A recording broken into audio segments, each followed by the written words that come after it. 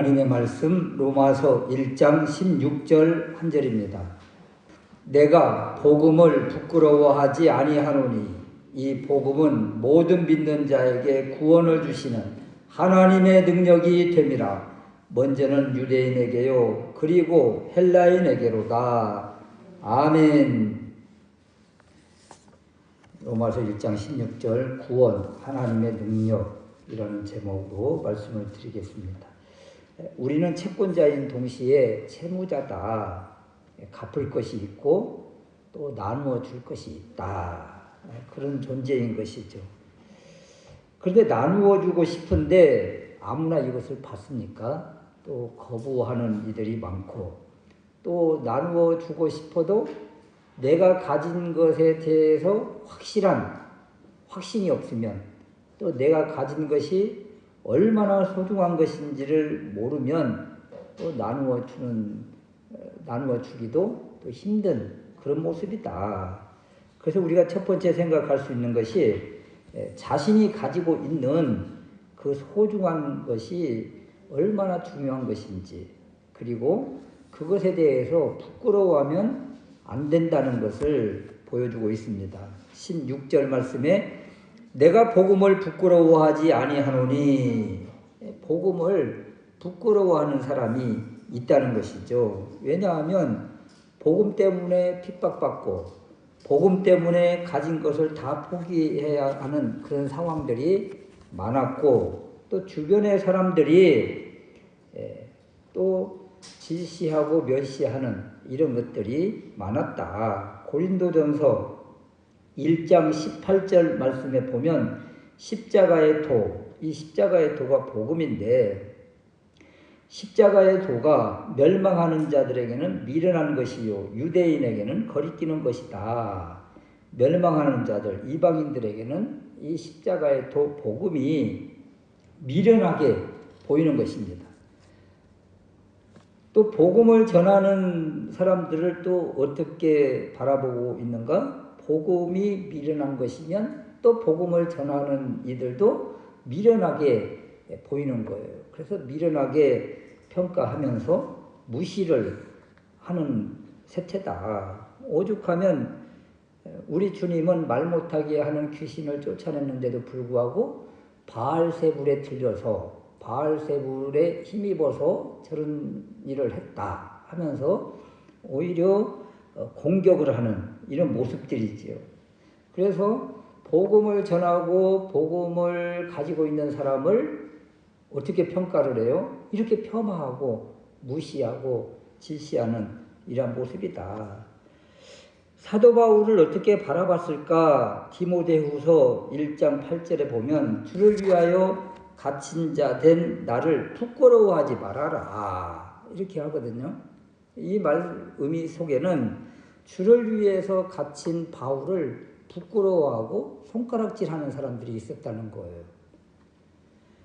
이에 반해서 디모데후서 1장 16절에 보면 오네시보로 이야기를 하는데, 그가 나를 자주 격려해주고 내가 사슬에 매인 것을 부끄러워하지 아니했다. 오히려 자랑했다. 이 오네시보로라고 하는 사람은 사도 바울을 격려해주고 그리고 자랑했다. 그래서 이런 모습을 우리가 품어야 되겠다. 복음을 가지고 있는 사람을 부끄러워하거나 멸시하지 말고 오히려 자랑스럽게 여기는 모습이 되어야 되겠다. 이런 것입니다. 두 번째는 복음을 자랑하려면 이제 복음이 무엇인지를 알아야 되잖아요. 16절 말씀에 복음은 모든 믿는 자에게 구원을 주시는 하나님의 능력이 됨이라. 여기 믿는 자에게 주시는 것이 무엇이라고요? 구원이라는 거예요. 이 구원의 소중함, 귀함을 우리가 얼마나 알고 있는가? 이 구원이라는 자체를 또 우리가 얼마나 이해하고 있는가? 이 구원이라는 이 단어에 있어서 동사로는 보통 우리가 소조 이런 말을 하는데, 구원하다 그러면 어디에서 구원을 받았는가 이런 거예요. 어디에서 구원받는가? 그래서 이 소조 구원하다는 이 성경에서의 이 단어는 영혼의 구원뿐만 아니라 통합적인 치유와 보호, 전체적인 전인격적인 곳에서의 구출, 구원을 말하는 것이고, 또 질병에서의 회복, 온전케 되는 것, 이것도 구원이라는 거예요. 또 해를 입지 않도록 보존해 주시고 보호해 주시는 것, 이것도 구원이라는 것입니다. 그래서 구원이라는 것은 우리의 육체가 온전히 온전한 상태로 회복되는 것, 이것이 구원이니까 이 구원이라는 단어가 얼마나 귀중하고 소중하고 아름다운 단어입니까? 구원받았습니다. 그러면 죄로부터의 구원, 질병으로부터의 구원, 문제로부터의 구원, 여러 가지의 어려움으로부터의 구원, 그것뿐만 아니라 또 완전해지는 단계까지 이르는 것.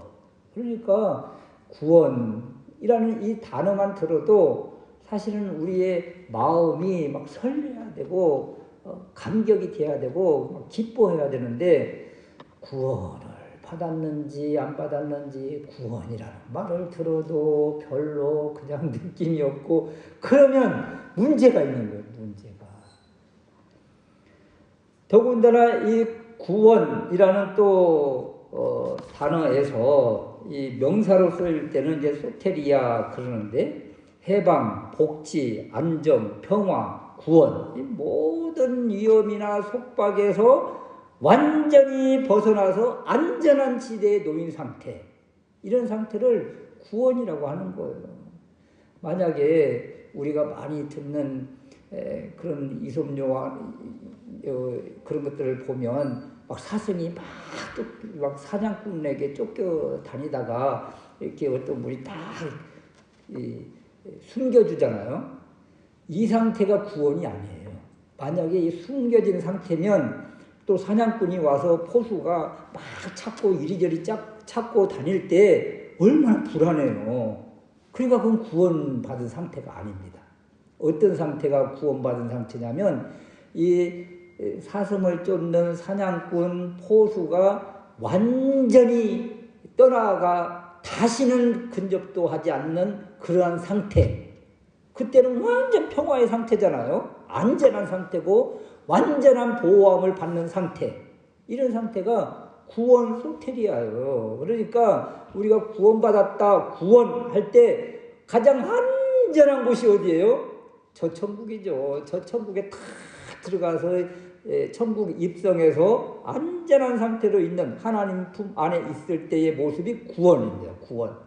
그런 것처럼 이 땅에서도 완전한 보호하심 가운데 있는 상태를 구원이라. 그러니까 구원이라는 단어만 들어도 얼마나 놀라운 것인가. 이런 것을 주실 수 있는 분은 누구예요?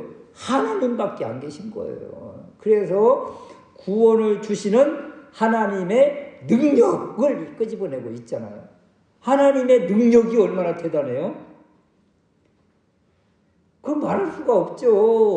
어마어마한 놀라운 역사를 이루시는 분이 우리 하나님이시잖아요. 그분이 우리 아버지시잖아요. 그래서 구원, 이 구원을 주시는 하나님, 하나님의 능력, 이것만 생각을 해도 뭐 가슴이 뛰는 거죠. 이렇게 안전하고 견고하고 그 누구도 빼앗아갈 수 없는 완전한 상태를 주시는 분, 그것을 구원이라고 하는 것입니다. 그래서 우리는 구원받았다, 구원이라는 소리만 들어도 감사와 감격이 흘러나와야 되겠고, 그리고 이것을 이제 자랑할 수밖에 없고 알릴 수밖에 없는 그런 사명이 우리들 가운데 있다, 이런 것입니다. 이 구원 이야기를 할 때 열왕기하 7장에 참 흥미로운 사건 하나가 있는데, 그 사건이 무엇인가 하면 엘리야 선지자 시대에 아람 사람들이 북쪽 사마리아를 쳐들어왔을 때 그 이야기잖아요. 엘리사 선지자 때에 사마리아는 완전히 고립되고 아람 군대가 그냥 완전히 포위를 해버린 거예요. 그런데 이 이 사마리아 성에도 들어가지 못하고 또 아람 군대 적군에 가지도 못하고 그 가운데 껴서 그냥 오들부들부들부들 떨고 있는 이 문둥병자들이 있었어요. 이 나병 환자들, 이 문둥 환자들이 성 안에도 들어가지를 못해, 적군 아람 군대에도 가지도 못해, 꼼짝없이 죽을 수밖에 없는 그런 상황 속에 있을 때에 이 나병 환자들이 담합을 해서 우리 저 성에도 가지도 못하고 저 아람 군대에게도 가지도 못하고 꼼짝없이 죽을 수밖에 없는데 그래도 아람 군대에 가면 좀이라도 부스러기라도 뭐 먹을 것이 있지 않을까? 지금 사마리아 성 안에서는 막 아이들을 잡아먹는 그 정도의 끔찍한 기근과 굶주림 가운데 있어요. 그러니까 성 안에 가지 못하고 적군인 아람 군대의 진영으로 가자고 이제 이야기를 하는 거예요. 그래서 이 나병 환자들이 그래, 이래 죽나 저래 죽나 그래도 먹고나 죽자 그래가지고 아람 군대 진영을 향해서 발걸음을 딱 떼기 시작하는데 아람 군대는 이 나병 환자들의 발걸음을 어떻게 들리게 하나님이 하셨는가 하면 어마어마한 전차 군대 부대 소리로 들리게 한 거예요. 그러니까 이 아람 군대에 어마어마한 대군이 움직이는 소리가 들리니까 이 사마리아 군대가 지금 어디 원군을 요청해가지고 원군이 지금 진격해 오는 모양이다.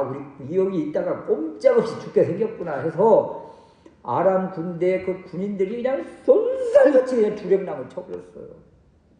그러니까 거기에 군비, 군수품, 뭐 먹을 것, 양식, 식량 그 많이 쌓아놓고 지금 사마리아 성을 공격할 지금 날만 기다리고 있다가 이것들을 다 놓고 포기하고 그냥 사람만, 군대만 그냥 주력랑을 쳐버릴 거예요. 그러니까 이 나병 환자들이 이제 아람 진영을 딱 들어가서 먹을 것이 뭐 있나, 누가 있나 없나 들어가서 봤는데 다 텅텅 비었고 온통 먹을 것만 그냥 몽땅 산더미처럼 쌓여 있는 것입니다. 그래서 어떻게 했을까요, 이들이?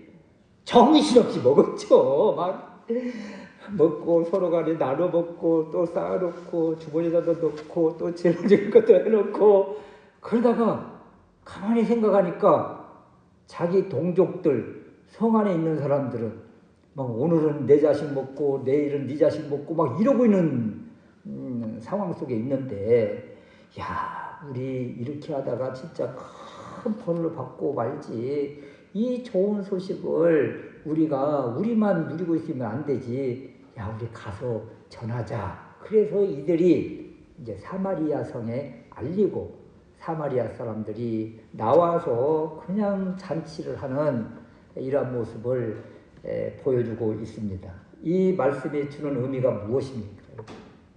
우리만 이 좋은 것을 누리고 먹고 사는 것이 아니라 이제 죽어가는 영혼들을 위해서 알지 못해서 굶어 죽어가는 영혼들에게 이 복음의 기쁜 소식, 구원, 하나님의 능력을 우리가 자랑하는 것이 바로 우리 빚진 자로서의 거룩한 부담감이다. 이런 마음을 우리가 품고 나아가야 되겠다. 그래서 이런 일을 감당하려면 먼저 우리 자신이 구원에 대해서 복음의 능력에 대해서 하나님에 대해서 우리가 느끼고 또 구원의 감격과 복음의 기쁨이 우리들 삶 가운데서 흘러 넘칠 때 그럴 때 우리가 이것을 자랑할 수 있게 되는 것이지. 아직도 우리가 이런 것에 대해서 아직 확신이 없으니까 늘 그냥 힘들고 어려움 가운데 그냥 위축되고 있는 것이죠. 복음을 이제 구원의 감격을 이렇게 회복하고 이 열정이 회복되면서 하나님께서 주신 은혜를 늘 누리고 살다가 이제는 이것을 나누어 주는 그런 단계까지 가는 것이 바로 우리의 사명이고 할 일인 것을 기억하시고 먼저 구원의 감격이 또 복음의 열정이 회복되시기를 주님의 이름으로 축원합니다. 아멘.